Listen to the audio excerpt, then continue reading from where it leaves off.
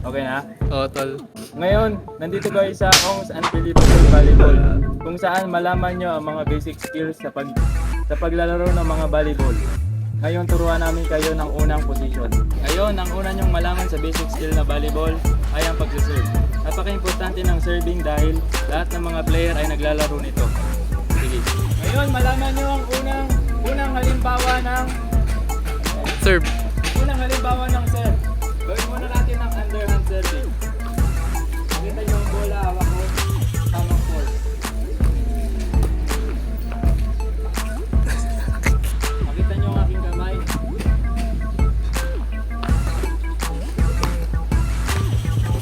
Pangalawa namang halimbawa ng serving is overhand serving. Ito, makita nyo.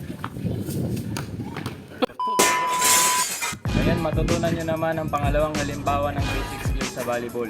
Ito ang pagpapas ng bola sa iyong kakampi. Halimbawa, ito ang pagpapas sa iyong kakampi. Kunyari, kakampi ko siya.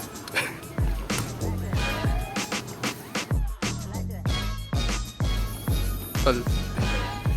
Ito naman ang pangalawang halimbawa ng pagpapas ng bola sa iyong kakampi.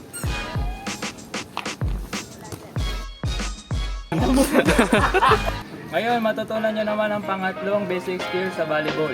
Ito ang pagsisit sa iyong kakampi para siya ay magpupunsa o matake sa kalaban.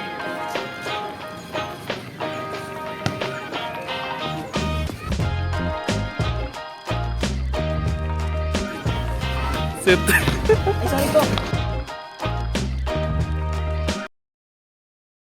Ngayon, malaman nyo naman ang pang-apat na basic skill sa volleyball.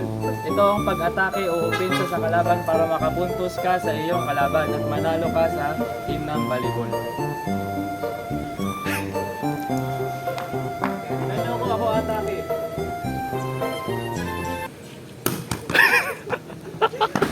Atake!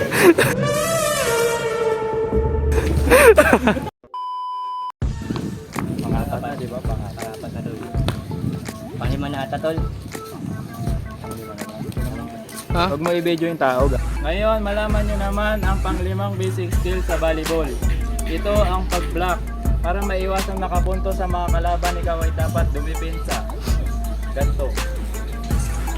Sila ang atake, ako ang didipinsa. Dipinsa. Dipinsa. At ang panghuling basic skill sa volleyball ay pagdig. Ito ay madalas na ginagawa ng mga libero para i-save ang laro. Ito ay napaka-crucial para maligtas ang laro at makapuntos pa rin kayo kahit patalo na kayo. Sige.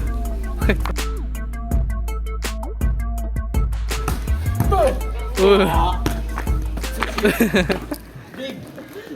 Ito lang yan sa sa Ong's Unbelievable Volleyball.